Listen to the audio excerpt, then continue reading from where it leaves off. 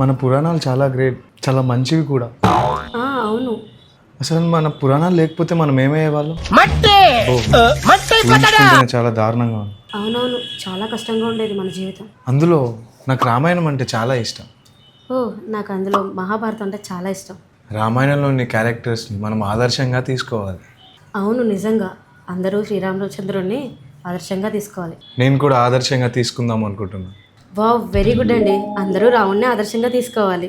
రాముణ్ణి కాదు, వాళ్ళ నానున్నారు కదా దశరథ మహారాజు, ఆయన్ని ఆదర్శంగా తీసుకుందామని. ఆయన ఎందుకు? అంటే ఆయనకి 3 భార్యలు కదా, అందుకు. మంచిది, నేను కూడా ఒకళ్ళు ఆదర్శంగా తీసుకుందాం అనుకుంటున్నా. ఎవరిని? సీతనా? సీతని కాదు, ద్రౌపదిని. ద్రౌపదినా?